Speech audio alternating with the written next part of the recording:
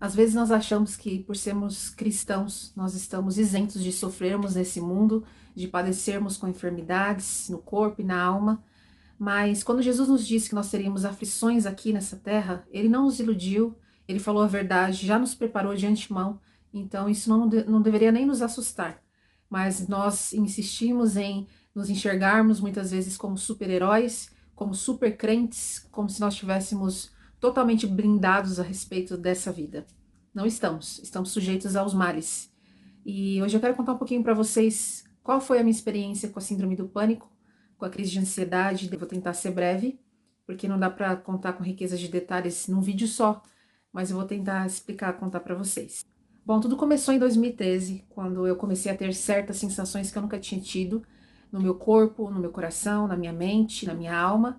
E a primeira vez que eu notei isso foi quando eu estava num culto de domingo e o meu coração começou a acelerar, acelerar, acelerar bem forte. Eu comecei a ficar sem ar e como se eu estivesse sendo sufocada e suando frio e o meu coração acelerado, acelerado bem forte. E eu comecei a me ver querendo gritar. Eu olhava para as pessoas à minha volta e eu queria pedir socorro para elas, mas eu me controlei ao máximo, porque eu sabia que num ambiente de igreja, né, neopentecostal, tudo que eu ia encontrar era demônio, ela tá com demônio.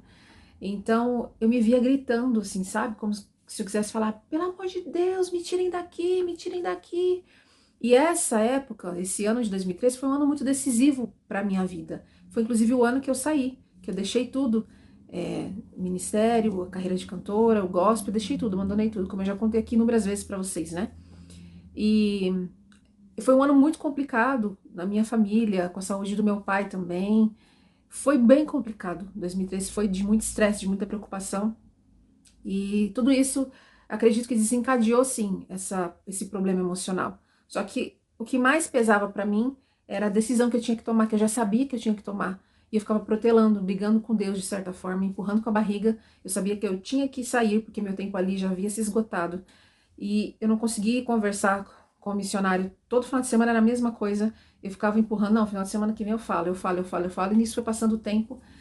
E aquele peso, aquela angústia, isso aconteceu em casa também diversas vezes, de ter essa crise de pânico, que na época eu não sabia que era crise de pânico, antes de ir ao médico, né? Até que o meu esposo, ele falou: Daiane, vamos no médico ver o que tá acontecendo com você não tá bem. Eu tinha muita insônia, uma tristeza profunda e esse pavor na alma, a sensação de morte mesmo, sabe? A sensação que eu ia morrer. E em uma dessas vezes eu tinha todos os sintomas: o braço formigando, o braço doendo, o peito doendo, a palpitação no coração forte, falta de ar. Eu tinha todos os sintomas de um infarto. Eu cheguei no médico, contei pra ele, ele falou pra mim: você está com síndrome do pânico. Eu olhei: síndrome do pânico? E fiquei meio desacreditada, assim, sabe? Ele me passou um calmante na hora, eu fui pra casa e fiquei com aquilo na cabeça: síndrome do pânico, eu tô com síndrome do pânico.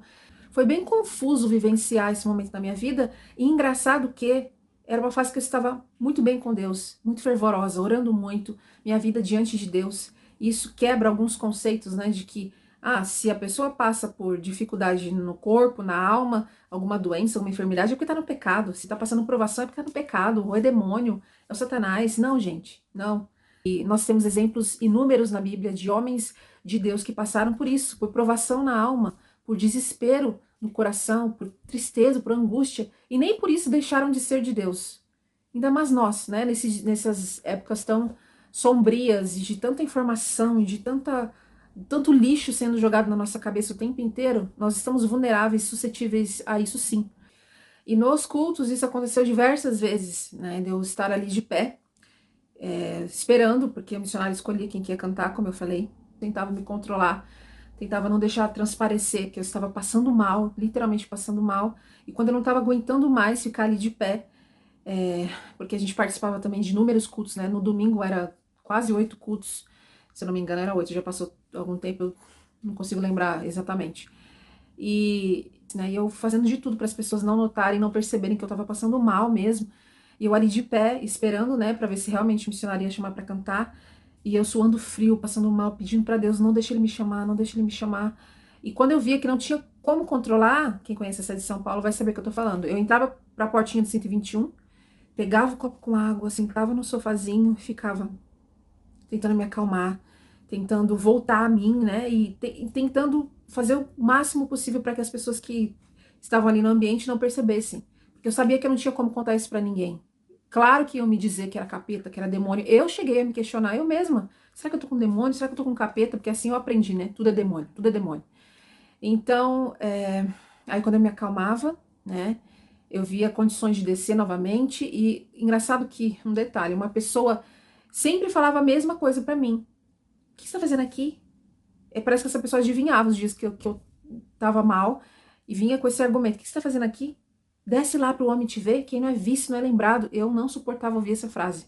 Porque tudo que eu queria, que aquela pessoa não sabia, eu queria me esconder, eu queria sumir dali, porque eu não queria estar ali, eu não estava bem. E a pessoa me dizendo, desce lá, vai lá para aparecer, para você cantar. Eu não queria cantar, eu não queria estar ali. Para mim já tinha dado, sabe? Eu sabia que meu tempo ali já havia se esgotado, mas eu tava protelando. E de certa forma isso transpareceu no meu corpo, né? Todo esse estresse, essa preocupação, essa opressão, essa pressão sobre mim. E às vezes, quando eu descia, né, para realmente ficar ali esperando, era um protocolo, tinha que ficar esperando para ver se ele ia chamar para cantar. Acontecia dele me chamar às vezes e, ai meu Deus, como era difícil, Jesus.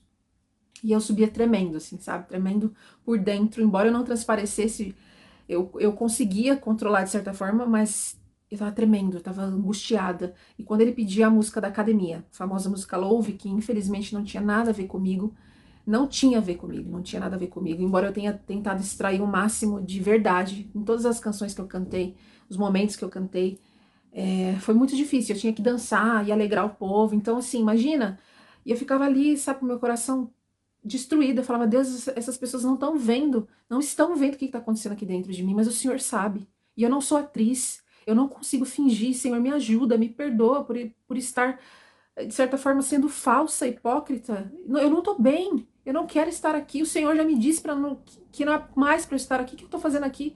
Enfim, era uma guerra, nossa, era uma guerra dentro de mim, uma guerra terrível. E depois de cantar, ainda tinha que muitas vezes subir para a salinha para ouvir bronca. E eu ouvia muito que o meu CD estava fraco, que as músicas eram fracas, e que, sendo que isso nem era culpa minha, eu não tive a opção de escolher nada, e muito pelo contrário, o CD estava muito bem feito, musicalmente falando, né? E tinha duas músicas que eu não gostava, mas enfim, Louve era uma delas. E e eu tinha que ouvir isso, eu tinha que ouvir que não estava vendendo, que eu tinha que vender. Então, assim, era muita opressão, era muita pressão, né? E o tempo inteiro você sendo vigiado de certa forma para ver se você está andando ali conforme a liderança quer, a liderança se agrada, enfim. Essas coisas parecem ser pequenas para algumas pessoas, mas para mim foi terrível, terrível, porque eu sei o que eu enfrentei. Né? Na verdade, foram inúmeras coisas que foram acarretando esse adoecimento de alma, eu compreendo assim, porque são muitas coisas, são muitos anos, né? Enfim, só quando eu realmente tomei a decisão de uma vez por todas de me desligar, de conversar com o missionário e falar para ele que eu estava saindo, que todo aquele peso, aquela tensão foi aos poucos, né? Porque é um processo. Eu ainda fiquei um ano lutando contra síndrome do pânico, crise de ansiedade, com insônia, com tristeza profunda. Não tomei remédios porque foi uma opção minha, não que eu seja contra, muito pelo contrário. A gente tem que se utilizar da medicina, né? Deus deixou a medicina para isso, para que nós pudéssemos usufruir disso, daquilo que Deus, da sabedoria que Deus deu aos médicos. Mas não, eu sabia que aquela era uma guerra minha entre eu e Deus, e eu decidi lutar, né? E através de oração, através de entrega total a Deus, e conseguir vencer. Então hoje eu estou aqui para dizer para você que talvez passe por isso, só quem passa sabe. Talvez para você não faça nenhum sentido tudo que eu tô contando aqui e você acha que é frescura. Eu também achava. Quando eu ouvia falar sobre síndrome do pânico, eu falava, mas como é que é isso? Como é que é crise de ansiedade, depressão? Será que não é frescura da pessoa? Será que a pessoa não é muito vitimista e tal? Não, gente. Isso é real, porque os sintomas, as sensações são reais, sensação de morte, de terror, que vem do nada, entende? Então, eu quero dizer para você que passa por isso, para que você não desista da sua vida, não desista de encontrar a cura em Deus, que se for preciso utilizar a medicina, utilize sim, para que você fique bem.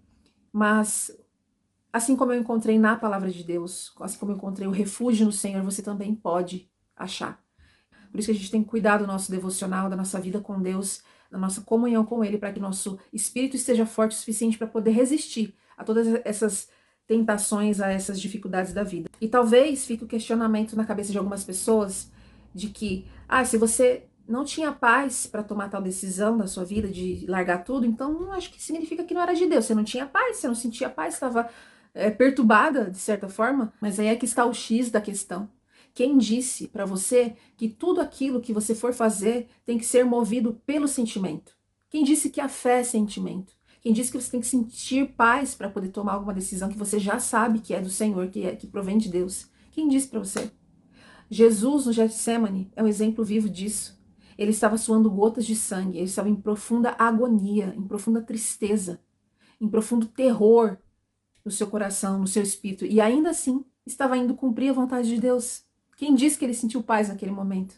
Quem disse que a paz é sempre um guia para que você faça algo?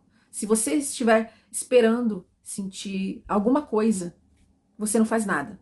Porque tem dias que você não vai estar bem. Isso é óbvio, o nosso coração é enganoso. A Bíblia já fala sobre isso. Então, se você for sempre seguir seu coração, você vai dar com a cara na porta. O nosso coração, de fato, prega peças em nós. Assim como eu achava que toda aquela sensação de pânico, de morte era real, assim é na vida, no dia a dia. A gente, se for levado pelo coração, realmente é terra estranha que só Deus anda. Só Ele conhece nosso coração e nós não sabemos o que é bom para nós. Deus sabe.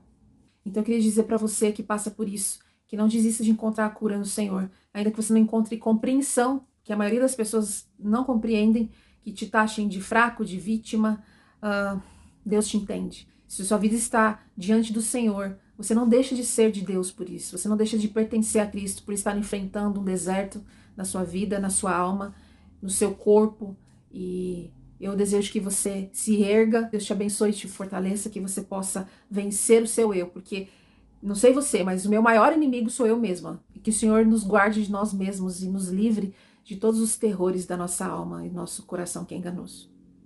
Deus te abençoe. Beijo.